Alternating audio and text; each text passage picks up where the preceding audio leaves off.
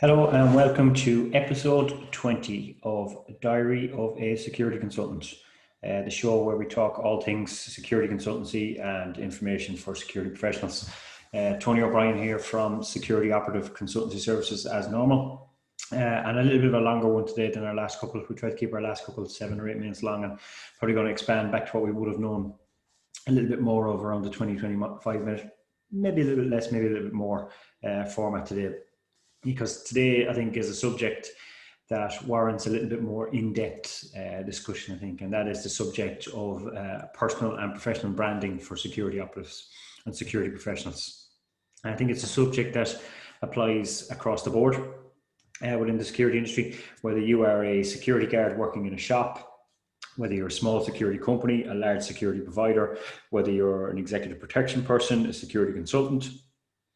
Having a brand, knowing what that brand is and portraying that brand, I think is a very, very important attribute as a business, even as an individual. And don't discount this even as an individual, even if you're an employee and you're working within an organization. They always say, don't ever forget that you're your own security professional, you're your own security company, and you're your own brand. And you should always be trying to project that brand image, regardless of where you are within the industry. Right from when you start at the bottom, know who you are, know what you want to be, and know where you want to go. And project that consistently in things that you do. So I want to talk a little bit about that today, about branding and what a brand is and how you go about getting one. It's something that I've been working on with our own company over a while. I won't say we're perfect at it just yet, but we're getting much better at it. I suppose first things first is know what a brand is. A brand, I suppose, for me, and if you're talking to marketers, are probably going to rip me apart for this one, but for me, a brand is something that you're known for. It's something that unique, that identifies you in a marketplace full of other people trying to do what you do. You know, so if that's a security guard, it's what sets you out from your peers. If you're a security company, it's what sets you out from the competition. If you're a security consultant or a close protection professional, it's what makes you different than other close protection professionals or other security professionals. You know, what marks you out as unique. That's something you have that nobody else has, and how you project that and how you portray it is very, very important. I think that's what your brand is. So I think the first thing that for you to, I suppose, realize or work on, whether you're a company or an individual, is knowing, what do I want my brand to be? What do I want to project out there to the world? Do I want to be the biggest? Do I want to be the slickest? Do I want to be the most, jazzy? Do I want to be the cheapest? Do I want to be the highest quality, middle of the road type brand that I want to be? Do I want to be the best trained? If I'm an individual, do I want to be the medical guy? Do I want to be the retail security guy? Do I want to be the close protection guy? So knowing what you are and knowing what you want to be and defining that as what you want to be for your image. And even if you're an individual, so define your own company image. You're always in the shop window, even as an individual. I've said it for years. Every day you go to work and you put on a uniform, you're in the shop window. And you may not be looking for a new job today, and you may not be looking for a new job tomorrow, but people notice you and they notice what you do. And that should stick in people's heads. And they should remember you. That guy in that place, I remember him because he was good. Or that girl in that place. And that's what brand is about. It's about people being able to remember you for something unique that sticks out. How you dress, how you portray yourself, how you speak to people. All those types of things build into your brand. And even though you're working for maybe an employer, and there might be dozens of people wearing the exact same uniform as you representing that employer, what will make you stick out among those peers? Is it your customer service? Is it your professionalism? Is it your appearance? Is it your discretion? Is it your proactivity? What do you want people to know you for? Or do you just want to be the person who shows up every day? Nothing wrong with that either. Do you want to be the person who people go to? What do people go to you for? If there's a conflict situation, do they call you? If there's a first aid, do they call you? If they know there's a difficult challenge, do they call you? If they know there's an issue in a certain part of the country or a certain part of the world, are you the go-to guy in that part of the country or that part of the world for people to go to? So that is what your brand is. And I suppose it's for you to decide, for every individual to decide, me included, what we want to be known for. The second thing we'll talk about in that is, what type of brand do you want? And I always talk about being two different types of security professionals who tend to stick out in terms of brand. There are generalists and specialists. Nothing wrong with being either. But what I will say to you is, whichever you're going to be really, really good at it. So do you want to be a generalist who is really good at lots of things? across a number of sectors and a number of areas? Or do you want to be a specialist who is absolutely exceptional at one thing and is the go-to person in the country and the world for that sort of stuff? So if you want to be a generalist, that's absolutely fine. But be really good at lots of stuff, not mediocre. Being mediocre, being okay at lots of stuff doesn't make you a generalist. It makes you mediocre. But if you're known as somebody who's really good at lots of stuff, that makes you a generalist. So if you're going to be that generalist, it requires a significant amount of work across a broad spectrum of skills and behaviors and attributes. If you're going to be that niche, that specialist, know what you want to do, and you have to be absolutely exceptional at it. That's a very difficult thing to do. I don't think I personally could do it. I've always aimed to be a generalist, be really good at lots of stuff. And that takes, like I said, a lot of work, a lot of practice, a lot of study, stuff like that, a lot of application. But if you're going to be a specialist, you have to be exceptionally good at one area of the market. Do you want to be the medical guy? Well, if you're the medical guy, you have to know twice as much as every other medical guy. You want to be the training guy. You need to know twice as much as all the other training people out there. You want to be the, the covert protection guy. You want to be the retail security guy. You need to know twice as much as your peer group, as anyone else in your peer group. Not only do you need to know it, you need to show it, and you need to deliver. You need to show the world what you know in terms of value and what you can bring to people. So knowing what you are, practicing that skill or that art until it becomes a second nature to you, whether that's across a multitude. And I've always got I'm a big reader of classical Japanese texts, particularly relating to things like martial arts. And, you've got the classics, you've got Lao Tzu and the Tao Te Ching and Sun Tzu and Musashi. And they all talk about, spraying across, knowing, as Musashi said, knowing the professions of all, knowing the art of all professions, knowing multiple things across multiple professions. Or being exceptionally good at one thing, which is what Musashi was known at, swordsmanship. But I suppose knowing something and not showing it it's sort of pointless, really. It's delivering value based on what you know is what creates your brand. Another way of creating your brand, I suppose, is having something that sticks you out. Having a logo that's really exceptional, people know. All the best companies in the world have logos that people know. Your McDonald's logo, your Starbucks logo, your Nike swoosh, stuff like that. Courier companies, everybody knows what a FedEx truck looks like, or FedEx uniform looks like. Some security companies do that. Everybody knows what a Securitas uniform looks like, for example. They're the same globally, all over the world, quite a lot of places. So having something that sticks out. There's a couple of people, I suppose, who stick out either for being really, really good in particular areas, or having things that sticks out, these niche things that kind of stick in your mind and people know them for you. Some people may not know these people, some people do. So for example, if you think about a certain sector, what's the first name that pops into your head? That's brand. So if you think retail security, what name pops in your head when you say retail security? If you say bouncers, nightclub security, door supervisors, what name pops into your head when you think about that sector? I'll give you some examples. If you say covert protection, the name that pops into most people's heads in the world is Ivor Terrett. That's what he's known for, and that's what he's absolutely exceptional at. And I think he's streets ahead of everybody else. If you think other niches that make people stick out, the one that sticks in my mind, Lee Houghton, the red vest guy from Fortress. Everybody knows him as red vest guy. Anyone who knows him knows red vest guy. Exception level skills, but his brand is built around that niche market, and everybody knows who you're talking about when you say red vest guy. And his skill set is immense in other stuff, and knowledge set is immense, but that's just a nice niche brand that's recognizable by people.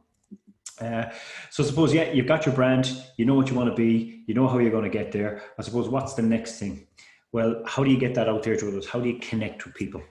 How do you spread your brand? And I always talk about connection, not connect. So LinkedIn, I suppose, is fantastic for connection. It's also fantastic for clickbait and connect as well. People just connect. I like to look at him. Connect. Absolute waste of time. I have a vast multitude of connections, but you don't know anything about any of them. You've never talked to any of them. You've never interacted with any of them. What you're looking for is connection.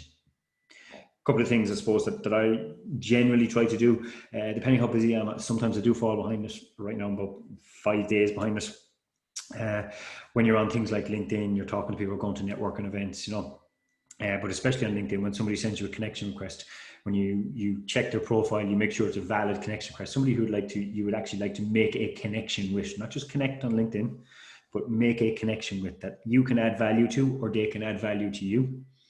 And then sending that person a message saying, thank you very much. I've looked at your profile. I'm interested in these areas. Glad to see you are too. Here's what I do. If we can make a connection, that's absolutely fantastic. So making connections, not just connecting. And then engaging in conversations. You have that platform there. LinkedIn, I think, is by far the best. I've tried others. It doesn't seem to work as well on Facebook. Instagram is great for other stuff. Twitter is the cesspool of society. I don't think there's not much point in going there for networking, even though it can be entertaining at times. But you're talking about making connections and then actually bringing opinion and value to people, so people know what you're known for. It's fantastic. People have connected with you. Well, now they need to know a little bit about you. What's your outlook on life? What's your skill set? What's your knowledge base about? So commenting on things, you can either be a content creator or a content creator or a content curator, and try to be both.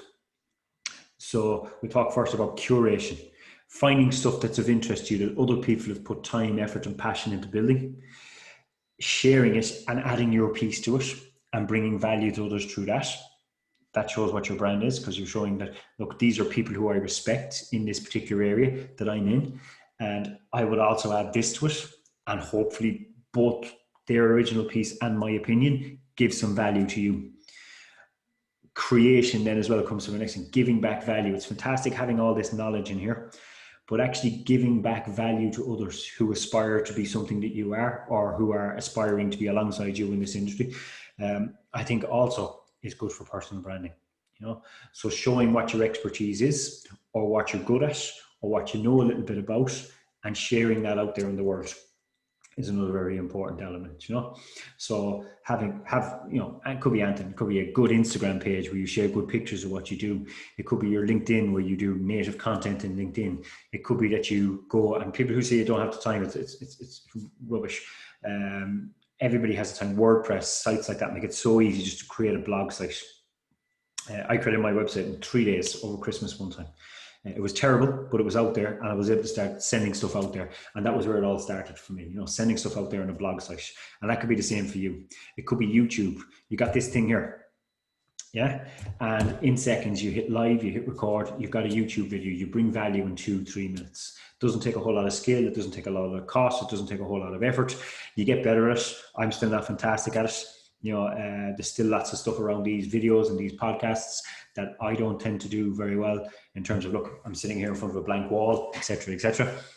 And you see the guys with their fancy kits and their fancy setups, and you got a fancy microphone and lighting and all that kind of stuff.